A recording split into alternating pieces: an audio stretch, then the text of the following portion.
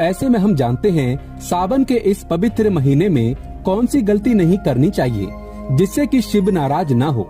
और सावन व्रत में ये फल तो कभी मत खाना, नहीं तो भगवान भोले बाबा आपसे क्रोधित हो सकते हैं, आपका व्रत टूट सकता है। आइए जानते हैं कुछ ऐसी सावधानियां जिसे भूल कर भी नहीं करनी चाहिए। दोस्तों, नंबर 1, शास्त्रों में कहा गया है कि व्रतधारी को उधार मांगकर फल आदि नहीं खाना चाहिए, इससे पाप लगता है और व्रत अधूरा रह जाता है। सोमवार का व्रत हो या कोई भी व्रत क्यों न हो, पड़ोसियों से मांगकर भी व्रत आदि में फल वगैरह नहीं खाना चाहिए। व्रत में उधार मांगकर खाने से व्यक्ति का व्रत झूठा हो जाता है। ईश्वर की शरण में आने पर व्यक्ति को झूठ नहीं बोलना चाहिए, कर्ज नहीं लेना चाहिए, चुगली आदि नहीं करना चाहिए, उधार मांगकर भी नहीं खाना चाहिए।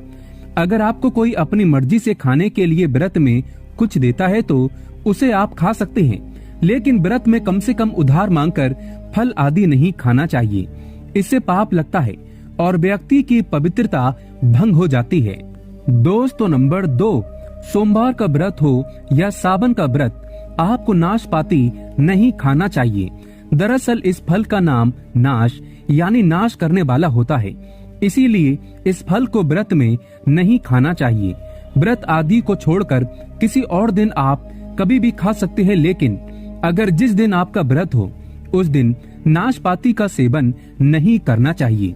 भगवान को भी नाशपाती नहीं चढ़ाना चाहिए। दोस्तों, नंबर 3, कुट्टू या सिंगाड़े का आटा खाने से भी आपका व्रत टूट सकता है। आपको बता दें, लंबे समय से रखा हुआ आटा आपका व्रत भंग कर सकता है। दरअसल पुराने आटे में घुन आदि कीड़े वगैरह पड़ जाते हैं जो ठीक तरह से दिखाई भी नहीं देते। ऐसा आटा खाने पर दरअसल आप मांस का सेवन करते हैं और व्रत में कीड़े खाना घोर पाप के बराबर माना गया है और आपका व्रत भी भंग हो जाता है। व्रत में ताजी आटा खाना चाहिए। लंबे समय से रखे हुए आटे में कीड़े पड़ जाते हैं, ऐसा कभी ना करें। व्रत हमेशा शुद्धता में ही रखना चाहिए। सावन का महीना बड़ा ही पवित्र महीना माना गया है, इसीलिए ये 5 चीजें भगवान शंकर के पास कभी ना रखें। तो चलिए जानते हैं। दोस्तों, नंबर 1, जहाँ रखा हो शिवलिंग या महादेव की कोई भी प्रतिमा तो वहाँ पर भूल कर भी चप्पल जूते लेकर नहीं जाना चाहिए। जरा सोचिए, जब आपके कमरे में कोई चप्पल लेकर प्रवेश करता है तो आपको कितना क्रोध आता है। इसी कारण महादेव भी आपसे नाराज हो जाते हैं और आपको मिलने वाला फल नष्ट हो जाता है। ऐसे में मंदिर में नंगे पांव ही प्रवेश करना चाहिए, क्योंकि चमड़े की चप्पल हमेशा अशुद्ध रहती है, इससे देव शक्ति नाराज होती है। दोस्तों, नंबर 2, अक्सर महिलाओं को मासिक धर्म आ जाता है और वो बिना किसी को बताए पूजा पाठ कर लेती हैं, जो कि शास्त्रों में वर्जित माना गया है। इस समय महिलाओं को जानकर भी अनजान नहीं बनना चाहिए। अगर आपको मासिक पीड़ा है तो घर के बने मंदिर में या बाहर बने मंदिर में कभी प्रवेश नहीं करना चाहिए, इससे देव शक्तियाँ नाराज होकर आपसे क्रोधित हो सकती हैं। ऐसे समय में शिवलिंग को छूना घोर पाप के बराबर माना गया है। जरा सोचिए, ऐसी अवस्था में जब महिला को बुरा लगता है तो ईश्वर को कितना बुरा लगेगा। इसीलिए महिलाओं को ऐसी अवस्था में मंदिर, यात्रा, घर में पूजा पाठ, भगवान की प्रतिमा को छूना या तुलसी में पानी भी नहीं डालना चाहिए। तुलसी का पौधा भी सूख जाता है। जब देव शक्तियाँ नाराज होती हैं तो लाजमी है कि घर में कंगाली और गरीबी, लड़ाई झगड़े होने लगते हैं। ऐसा कभी मत करना। दोस्तों, नंबर 3, शास्त्रों में बताया गया है कि जहाँ होता है शिवलिंग तो वहाँ पर सभी शक्तियाँ सक्रिय रहती हैं। अगर घर में होता है शिवलिंग तो वह व्यक्ति महादेव की कृपा सदैव पा लेता है। वास्तु शास्त्र के अनुसार शिवलिंग से हर वक्त ऊर्जा का संचार होता रहता है, इसीलिए शिवलिंग पर जल धारा हमेशा होनी चाहिए, जो ऊर्जा को शांत रखता है। कुछ लोग अपने घर में शिवलिंग तो रख लेते हैं, लेकिन वो 1 हफ्ते के बाद जल चढ़ाते हैं, जो कि बिल्कुल भी अच्छा नहीं माना जाता। अगर आप जल नहीं चढ़ा सकते तो आप अपने घर में शिवलिंग स्थापित कभी ना करें, जो कि गरुड़ पुराण में बताया गया है। इससे उल्टा घर में विनाश होता है। दोस्तों, नंबर 4, शास्त्रों में बताया गया है कि तुलसी और महादेव का बैर माना गया है। इसी कारण तुलसी में शिवलिंग और गणेश की प्रतिमा को नहीं रखा जाता। कई लोग जाने अनजाने में शिवलिंग को तुलसी में रख देते हैं और घर में परेशानियां आना शुरू हो जाती हैं। इससे महाशक्तियां क्रोधित हो जाती हैं। शिवलिंग पर तुलसी भी नहीं चढ़ाना चाहिए। तुलसी में और शिवलिंग में कुछ दूरी होना चाहिए। दोस्तों, नंबर 5, घर का मंदिर या बाहर का मंदिर। किसी भी मंदिर में ऐसे व्यक्ति को प्रवेश नहीं करना चाहिए जिसने स्त्री प्रसंग अर्थात संभोग किया हो या उसने मांस खाया हो। अगर आप शारीरिक रूप से गंदे हैं तो मंदिर के आसपास भी नहीं जाना चाहिए। घर के बने मंदिर में कोई कपड़ा आदि डाल देना चाहिए। जरा आप ही सोचिए, क्या आप मांस खाकर या स्त्री के साथ शारीरिक संबंध बनाकर भगवान के पास जाएंगे और क्या वो आपसे प्रसन्न होंगे? बिल्कुल भी नहीं। वो आपसे क्रोधित हो सकते हैं और आपसे नाराज हो जाएंगे। शास्त्रों में इसे घोर पाप माना गया है। इससे व्यक्ति नरक में जाता है। ऐसा दुष्ट स्वभाव मनुष्य के बर्बादी का कारण माना गया है। ऐसा न करें। ईश्वर के सामने हमेशा नहा धोकर मन पवित्र लेकर ही जाना चाहिए। इससे सभी शक्तियाँ आपसे प्रसन्न रहती है। दोस्तों, सावन के महीने में महादेव को ऐसे बेलपत्र कभी मत चढ़ाना, बहुत ही अशुभ माना जाता है। दोस्तों, पौराणिक मान्यताओं के अनुसार बेलपत्र चढ़ाने से शिवजी का मस्तक शीतल रहता है। बेलपत्र से भगवान शिव की पूजा करने से दरिद्रता दूर होती है और व्यक्ति सौभाग्यशाली बनता है। इससे हनुमान जी भी प्रसन्न होते हैं क्योंकि वे शिव के ही अवतार हैं और इस बात को शायद ही कोई जानता हो। दोस्तों, पहले आप ये जानें कि बेलपत्र का उपयोग और इसके लाभ कैसे मिलते हैं। दोस्तों, नंबर 1, तीनों लोकों में जितने तीर्थ स्थल प्रसिद्ध हैं वे सभी तीर्थ स्थल बेलपत्र के मूल भाग में स्थित माने जाते हैं। इस बात को शायद ही कोई जानता हो। दोस्तों, नंबर 2, यदि बेल का वृक्ष घर के बीचों बीच या पूरब दिशा में लगा हो तो घर में धन धान्य की कोई भी कमी नहीं रहती और परिजन खुशहाल रहते हैं।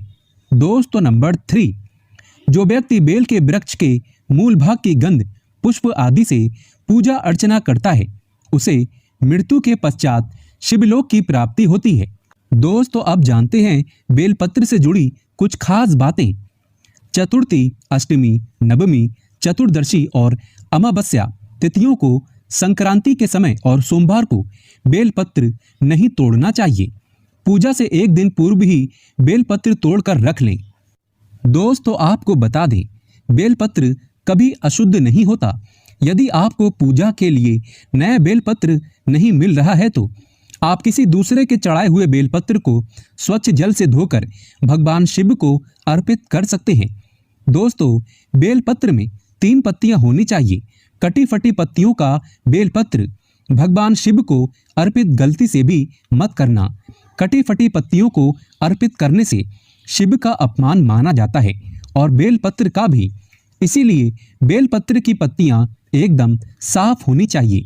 दोस्तों, सावन के इस पवित्र महीने में अगर जिस व्यक्ति को 5 संकेत मिल जाएं, तो इससे ये पता चलता है कि महादेव आपकी भक्ति से बहुत प्रसन्न है और आपको धनी होने से कोई भी नहीं रोक सकता।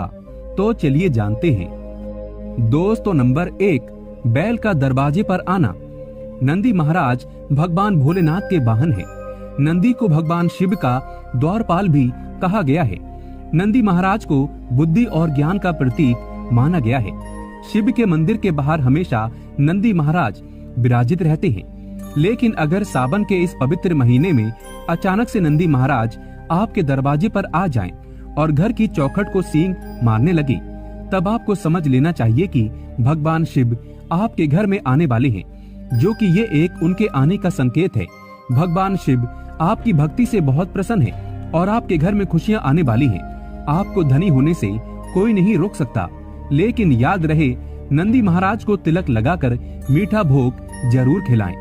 दोस्तों, नंबर 2, सावन के पवित्र महीने में अचानक से आपके सपनों में अगर शिवलिंग दिखाई दे जाए, अर्थात भगवान शिव दिखाई दे जाए, तो इसे आपको ये समझना चाहिए कि अब आपके जीवन से परेशानियों का अंत जल्दी हो जाएगा। भगवान शिव आपकी सच्ची आराधना भक्ति से बहुत खुश हैं और वो आपके घर में आने वाले हैं। ऐसे में याद रहे, शिव की भक्ति में कोई भी कमी नहीं आना चाहिए। घर को गंदा मत रखना, क्योंकि आपके घर में भगवान शिव आने वाले हैं। दोस्तों, नंबर 3, शास्त्रों के अनुसार माना गया है कि नीलकंठ भगवान शिव का प्रतीक है। अगर आपके घर में सावन के महीने में नीलकंठ छत पर आकर बैठ जाए तो उसे भूल कर भी मत भगाना, क्योंकि ये भगवान शिव का प्रतीक माना गया है। ऐसे में आपको खुश होना चाहिए, क्योंकि भगवान शिव आपकी भक्ति से बहुत खुश हैं। शास्त्रों में बताया गया है कि नीलकंठ अगर मनुष्य के घर पर आकर बैठ जाए तो साक्षात घर में महाशिव के आने के संकेत माने गए हैं। अब आपके बुरे दिन जाने वाले हैं। कहते हैं श्री राम ने इस पक्षी के दर्शन करने के बाद ही रावण पर विजय प्राप्त की थी। दोस्तों, नंबर 4, सावन के पवित्र महीने में अचानक से घर में काला सांप निकल आए तो बहुत ही शुभ माना गया है। इसे बिल्कुल भी ना मारें। ये भगवान शिव के आने का संकेत है। जिनकी भक्ति से महादेव प्रसन्न होते हैं, तब महादेव किसी खास अवसर पर ही अपने दर्शन देते हैं। सावन का महीना बहुत ही पवित्र महीना माना गया है। यही वो महीना है जिसमें भगवान शिव धरती पर आते हैं और उसी घर में अपना वास बना लेते हैं जो सच्चा भक्त होता हो। सपनों में किसी मंदिर में नाग नागिन का जोड़ा देखना बहुत ही शुभ माना गया है। ये घर में शिव के आने के संकेत हैं। अब आपको खुश होने की जरूरत है। दोस्तों, नंबर 5, सावन के शुभ अवसर पर सोमवार के दिन डमरू की आवाज, घंटियों की आवाज सुनाई दे जाए तो ये अत्यंत शुभ माना गया है। इसका अर्थ ये है कि भगवान भोलेनाथ आपसे प्रसन्न है और जल्दी आपके घर और जीवन में प्रवेश करने वाले हैं, जिससे आपका आर्थिक संकट दूर होकर जीवन में सुख समृद्धि आने वाली है। महादेव आपसे बहुत खुश हैं। दोस्तों, महादेव की कृपा पाने के लिए एक बार भगवान शिव का जयकारा अवश्य लगाएं। हर हर महादेव, ओम नमः शिवाय। एक लाइक तो बनता है।